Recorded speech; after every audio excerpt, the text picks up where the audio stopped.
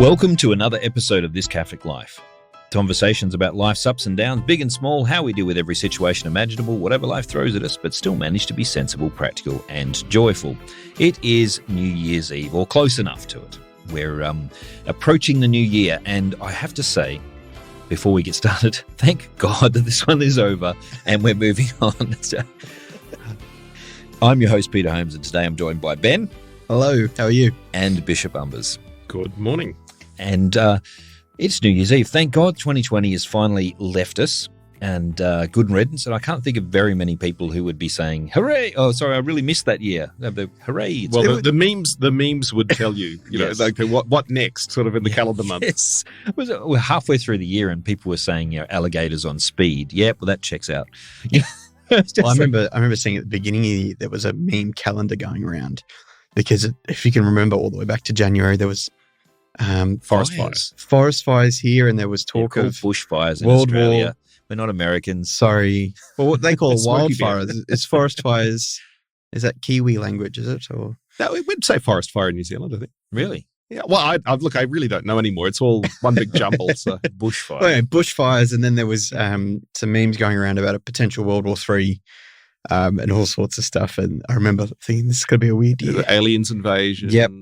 Yep, all that. But there was a meme the other day, you might have seen, Bishop, where someone was saying 2020 is the worst year of my life. So long, 2020 was the worst year in history, so long as you haven't lived at any other point in human history. I was going to say, Yeah, that's right. Yeah. because, I mean, it's been very, very inconvenient. And I mean, I've lost an uncle and to COVID, and there's been many other situations where people have been had losses. So we're not immune from that in Australia. But compared to the rest of the world, Australia has been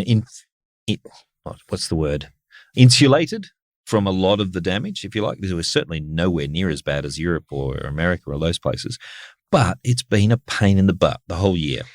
I think that's the worst part of it for Australia. Anyone listening overseas will feel differently, but for us, it's just sort of been a major inconvenience more than COVID kilos. Yeah. Yeah. I actually said that. I went into the shop to buy, this outfit, and she said, what size are you? I said, COVID size.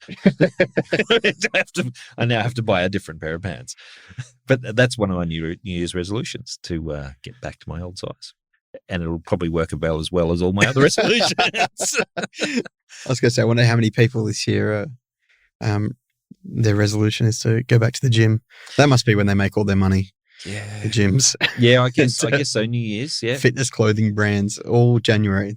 Yeah. And you have the first 6 weeks of the Rivers gym when of you're actually gold, there, and then you have the 6 months when you think, I should go. But there. it's all about forming habits. I mean, Yes. Spiritual retreats are the same. When you're on retreat, oh man, you are there with the apostles, Jesus and me, we are tight. But you make the most ridiculous resolutions because you see what's wrong and you see what has to be done, but Yes. you don't calculate just how hard it is to do very simple things. And that's about habits. I think we also, you're absolutely right. We don't take the context seriously, because if I'm on a spiritual retreat or even with a bunch of Christian people who've had a really good talk on New Year's, I love to do that on New Year's Eve, have a really good talk about life, the universe, everything, and you feel like you've got clarity about what needs to change, and you think it's not hard. All I have to do is this one thing every day. But then you forget the fact that in the context, when you're actually in the situation, you've got all the other distractions, all the other pressures. It's so hard. I've got a cold this week. Oh, I'm just really tired. I don't want to get up. All of those things we don't take seriously. I think we think too little about those things and how to overcome those kinds of barriers because we think they're silly. And that shouldn't stop me. Well, it kind of did all last year. So there's a fair chance it's going to all of this year. So, Yeah, a good dose of humility, I think, is what we all need. let's be realistic. It's not easy to get up on a Sunday morning. Some weeks for me, it doesn't matter. It seems like it's a spiritual attack, but every Sunday you think, get up. But once I'm there, I really like the fact that we're being spiritually fed, and I love coming home for Sunday lunch with the family. But getting up's not easy. Well, sometimes having a friend involved can help a lot. Like to go for a jog. Yeah. Yes, I could. I could. I mean, when you're in the habit, you've got the dopamine or whatever it is pushing you to it. But it helps to have someone wait for you. It's the same with getting into Mass. Like, okay, I have the habit of going to Holy Mass, but for people who get back into the faith, it can actually be difficult to get to Sunday Mass. Yep. But if they've got a friend who's going to have a cup of coffee with them after Mass, then they won't miss because they can't let them down. I can say from experience that that's exactly right. You start off with all this sort of energy and yes, I'm going to go to Mass. It's going to be great. And then Sunday morning rolls around. You didn't set an alarm or anything. You're in the habit of sleeping till midday anyway. I'm glad you can. I really wish you. When you get older, it just. I'm going to just say I was at uni at the time. So, but you just wake up me. Oh, I was meant to do that this morning. Yeah. I'll do it next week. And it's really hard. Probably, we Catholics have several options too. I mean, you don't. If we're in Sydney, you only have to drive another couple of kilometres and you get to a different time of Mass. And I know that there's some friends of mine, I've never actually found this out, but that my friends of mine can name in Sydney where the last Mass in Sydney is and what time it is in terms of a Sunday obligation. Yeah, it's at Randwick. Okay, there you go. About 10 p.m, I think it is. 10:30 p.m. at Randwick. Catholics' last chance. Yes. But people would, when I was a chaplain at University of New South Wales, and people would ring up, 6 p.m, 7 p.m. Oh, I've missed Mass. We were at the beach and I don't know what to do. Father. Okay. Well, actually, you're in luck. What? And they're like, you can still go. I should have called a few hours. Yes, exactly. But look, I mean, the whole resolution thing, probably practically speaking, being realistic about how hard it is to keep up resolutions is probably a good idea in the sense of I know I'm not great at exercising regularly. For me, it's not motivation because if I think about going for a run, I'll go. The problem is that I'm always distracted by other things. I'm constantly, because I'm not a person who relaxes. I'm always doing something. And so I'm into something. And so my wife actually rings me during the day if I'm at work at about midday to say, remember to have your lunch. Because if she doesn't, I will just work through the day and get to 4 o'clock and go, why do I feel faint? What's going on? And suddenly realize I haven't had lunch. So yeah, it's just, for me, it's about setting alarms. I constantly set these obnoxious alarms for me to do the things I'm supposed to do. It's awkward. I don't. No, but the thing of alarms, though, in some ways, we need visual reminders, not only the something that beeps in your pocket, but in a certain sense, that comes from some of the people that we hang out with. They can remind us. So even like dressed as a priest, you're a visual reminder to a lot of people about the eternal. Yes. So I have the problem. I live alone. So I constantly forget to do most things. And it'll be like this morning I was walking out on my way to go to the bus stop and remembered that the bins go out Sunday night, get collected Monday morning. So I'm sprinting back to grab the bin and put it out. But the bigger the thing, the easier it is to forget. Yes.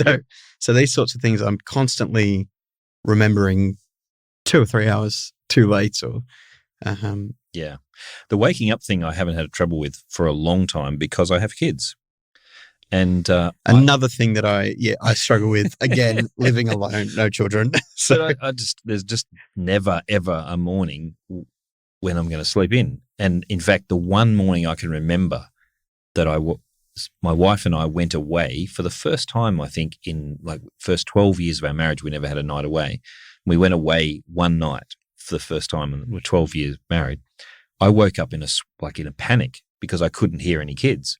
I woke up and the sun was coming through and I was, what's going on? And then realized I was out, we were at a B&B somewhere up in the hills and it was quite all right. But it was just, you're so used to the routine of getting up for kids constantly. Last night I was up for my daughter. She had a nightmare. And so, 3 o'clock in the morning, it's just a few calm our fathers and off to bed again. That's all just routine. You probably have to get up and calm down Father Andrew's nightmares sometimes, do you, Bishop? No, you can hear the loud snoring. Reassuring in a kind of a chainsaw way, yeah. All right, so resolutions to make 2021 a better year. Now, a lot of the things I think we put a lot of things on hold this year. Like, I didn't deliberately set out to not do exercise. It just went on hold because of the lockdown, and then I never picked up the habit again. And mass going, things like that. I think we're going to have to get back into that routine, and it's going to have to be a conscious thing because we're not in the habit of. Well, actually, that's one of the points for those who are younger. So everyone's been great with live stream, way the future. Now we can participate. And it did play a significant role. But I think what's happening is that younger families realize, hey, we could, you can watch this in your PJs. And so the older people for whom it was intended are back at Mass. Yeah. But the younger ones, well, there's options.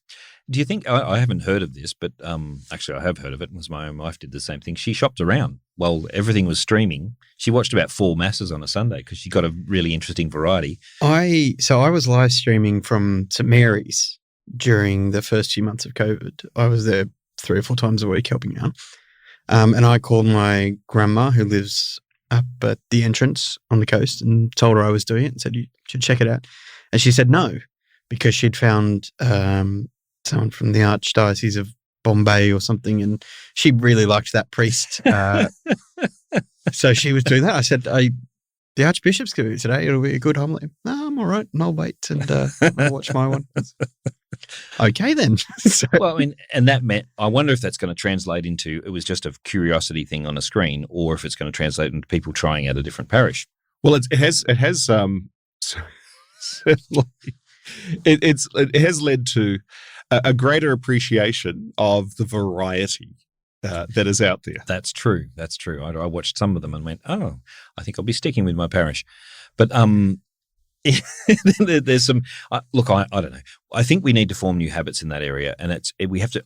It might be wiser, at least for me, to treat it as a new habit that I'm trying to form, rather than just I'll easily slip back into my old habits. Because I don't think it has been easy for me. I've started exercising again. I've started doing a whole bunch of things that I was doing, and it's hard work. All of them are hard work. And I don't know about you guys, but I have to actually limit myself to one new thing every week that I'm trying to form a habit. Yeah, I should do that. My problem is I tell myself on Monday I'm going to do about 5 new things, Yes, and by Wednesday I'm back to normal. Right. So yeah, maybe that's some advice going forward, is one thing at a time. Well, I mean, I find myself that I've got a certain amount of emotional energy. And if I'm going to have to get out and go for a run or go for a walk or whatever I've got to do, that's my emotional energy for that this week. Because if I'm trying to do that and diet, I end up crashing hard on one of them. If I try to do that and introduce a new part of my prayer regime or something, can't do it. And there's a certain amount of effort involved and motivation that I have. And it's like I've got a coin each week. This is what you can spend. I've got to do that. Well, this week I'm going to do this. And when I've done this for a couple of weeks, I'm pretty happy with that. Now I'll go on to something else. But also accepting of the constraints. You know, there are some things that, know the things you can change, the things you can't change. Yep. You have to work within that. I mean, yep. And you don't have to follow, sorry, if anyone's out there thinking about prayer things, you don't have to follow what everyone else thinks is awesome. You've got to do this. You should have these protein shakes every week, or you've got to absolutely pray this, 17-week novena to, I don't know. The Blessed Feet. A friend of mine suggested. Got to count them off on your toes. Yeah, a friend of mine asked me if I had prayed the rosary. And I said, I haven't prayed the rosary in years. She said, well, I'm on 3 a day. Right. Said, well, I'm not going to be doing that. Yeah, maybe let's go for 1, sure. But easing in to that point, yeah. Look, prayer habits have always been about, it's like Jesus says, that we are not made for the Sabbath. The Sabbath is for us. It's supposed to bring us closer to God. And if a particular prayer allows us to express our relationship with Christ properly, then that's great. And if someone has a novena that goes for 17 weeks or something, and that's an expression of their devotion and intense desire for God to intervene in some way in their life, that's fantastic. But to impose it as if this is it's like a magical spell that's going to magically transform you into a greater lover or something. It's like saying to a husband, if you say this line every day to your wife, your marriage will magically transform. No. You've got to actually have a heart to change, and you've got to actually do You've just ruined the magazine industry with that line. Of all my achievements this day, this is the big one. If I have the advice pages have just been emptied. Well, surely they've got makeup left. No, but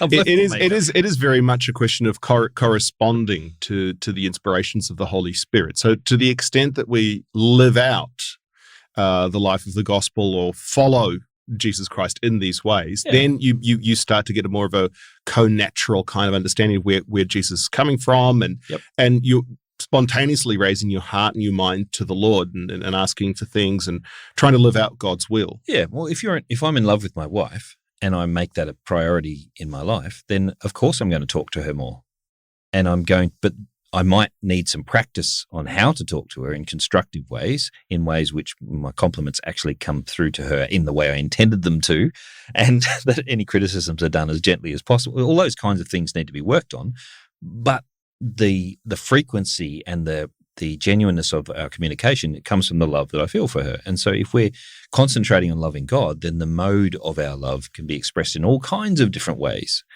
We don't magically make it. Well, when it comes to prayer, I mean, it is a relationship. Yeah. And I think that's why contemplative prayer or mental prayer is the most confronting part of that. You can pray as many rosaries as you like, but you could be thinking of something quite opposed to the will of God. It's set and forget. Whereas in contemplative prayer, you are before the Lord, your heart's open. Yep. And it's really confronting because either I'm on track or I'm not. And it's evident. There's something about getting distracted during prayer, and then you sort of catch yourself and like, I was just saying that to God. Like, I'm still here. Like, it's still happening. Well, but I used to have, I grew up at Brethren, and their prayer is, they're anti-liturgy, but they're very formulaic prayer, very formulaic. And so I just couldn't stop myself from speaking in formulas. And I just couldn't. So the spiritual director gave me advice that sit in the car and talk as if you're driving with Jesus. Now, it sounds very irreverent, but I was just talking. And it was still, it's only one form of prayer, but it basically allowed me to say some things outside of the formulas. And then I realized how valuable the formulas are that the church has handed down to us, that there are very important aspects to those formulas which reawaken a part of my relationship with God there. There's some wisdom in it, and and I'm not having a go at people who pray novenas, and I'm not having a go at all this, all those kinds of forms of prayer, because they have preserved families in the faith, and the fact that we have formulas helps us share prayer so that we're not... That reminds me of an episode of the Lutheran satire about creeds. Go ahead. Well, no, I mean, because the whole point, they say, oh, we don't do the creed, the Apostles' Creed, Nicene Creed. And then, but as it turns out, everything they do is, in fact, a creed. Yes.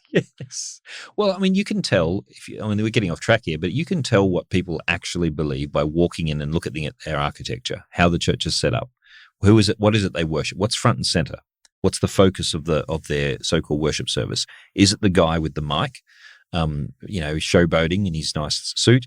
Or is neat casual, or is it the band? Is that the focus of the thing? In Catholic Church, the focus is the altar and the tabernacle, please God. And the bands are generally speaking, the choirs are off to the side, not to distract from that, to lift us into that, the contemplation. But when I was watching online, I confess I strayed into many, many different forms of Sunday worship. I have some relatives who work in other churches, and that was an interesting thing to watch how they focus their worship. But these things are supposed to help us. So what about church services on New Year's? How do we feel about that? Because I know that my local church offers a kind of a New Year's Eve Well, mass. the 1st of January is, of course, the Divine Maternity. Yes. But that's a standard mass during the day, though, isn't it? Well, you could celebrate. No, I'm talking about people who have a specifically targeted New Year's Eve mass. Because you've never heard of this. I mean, there is a custom in Europe where you have, and like it's a little bit in Italy, but in Spain, so Christmas Eve, you have a big meal, all the family. So we have Sunday lunch, where you have the Christmas lunch. For them, it's Christmas Eve, and everyone has to be around for that, and that's Noche Buena. Right. And then for New Year's Eve, you do it all over again, and that's Noche Vieja. Okay. But we used to have in the seminary, so we'd have the big meal, but then we would celebrate with a mass at midnight. Right. But I think that was probably more for the seminary than anything. But I've been in masses where people said, you've got to come to this as the first thing you do in the new year. It's awesome. It's really pious. And I'm sitting in the mass, hearing the fireworks go off, thinking, okay, am I supposed to be feeling like I'm not like all those heathens out there but having fun? I'm actually being biased. Well, I don't know. I don't. Well, we never did New Year's Eve mass growing up. New Year's Eve is my dad's birthday, so we would always do dinner or something for my dad's birthday. Right. And actually, it's funny you mentioned the fireworks. Until I was about 10, I was convinced that the fireworks were for my dad. And he did nothing to try to change my mind on that. Because we'd have dinner, and then the 9 o'clock fireworks would be on TV, and people would be letting them off around the neighbourhood. And your dad's at a young age, I said to him, "What are they for?" And he must have said, "They're for me," or somebody else did. And I was 10 or 11, and I told a friend, and they looked at me like I was an idiot. And I turned around to Dad, and I said, "It is, right?" And then, yeah, the truth. Yes, yeah. We spend a lot of. I mean, this is going to get me in trouble again. I don't mind watching fireworks, but the millions of dollars, is it tens of millions of dollars that are spent on them each year, you think? When you combine all the my main gripe is with police the television commentary around the fireworks. Well, see, that's just drivel. If they've spent 2 cents on those actors, they should send them away. But in terms of the actual fireworks, because that's real money, I think there's so many things we could do with that. We've got people who are genuinely in need. There is an argument to be made for, it's a public event, and we're celebrating it as a community and everything. But sure. That said, I think I agree with you. I think the fireworks are nice and everything, but when you take into account everything else that happens, and people are fighting over spots, and there's police out and about. So we need virtual reality goggles. Or even augmented reality goggles. And we all look out over the Harbour Bridge, the augmented reality. Yes. 2020 codes, we all put VR on. Actually, look, that could be done. I mean, I play a number of online games, and they actually have the fireworks go off in the games on the time at the time. But I'm not against a celebration. I think Catholics should be in favour of celebration. Our Lord, one of his first miracles, and John was the party, the wedding at Cana, more wine. We're not drunk enough. So where is Cana the one in Israel or Lebanon, or which Cana? Let's stick with the story. So the partying thing is absolutely a good thing, but it's always done, and there's no problem spending money on getting a decent party going, but it seems a disproportionate amount to blow on just that moment. And it seems to be more from the city's perspective. It seems to be more that it makes Sydney a tourist attraction, because it's one of the first in the world. Well, that's it, yeah. And it would be the same in New Zealand, I presume, that we're the first ones doing it. And then, the big brother comes in and does it better in Sydney. And no Trans-Tasman travel bubble for you. I'm not sure. Yeah, I'm not sure I was invited anyway. So. There you go. All right. On that note, we probably should start to wrap it up, I think. Do you want to perhaps lead out with a New Year's resolution we think that Sydney people should have? Sydney people should have. Sydney people should make a real effort to get back out there. I think the city's already picking up, but get back out there, see people. Be sensible. Be responsible, be sensible, but start seeing people again. Let's get back to normal. We need that community feel again. What do you think? Get to Mass and bring a friend. Get to Mass and bring a friend. I think a lot of people have had some time to think about their mortality and about life, the universe and everything. That's not a bad idea. I'd say rediscover hope and joy in things, that when you come outside, smell the roses and actually rediscover the things that really matter. So, horrible advice for anyone with hay fever. But. Okay. Well, for those of you without hay fever, perhaps, or the ones we have to be inclusive, Pete. Virtual reality. There you go. That's it for this week's podcast and for this year. If today's discussion or anything this year got you thinking or arguing with your podcast device, let us know. Subscribe, drop us a line, give us a review. Check us out on Twitter, Instagram, Facebook, or Discord. But most of all, have a great New Year's Eve celebration and a good New Year. That's all for now. Thank you for listening to This Catholic Life.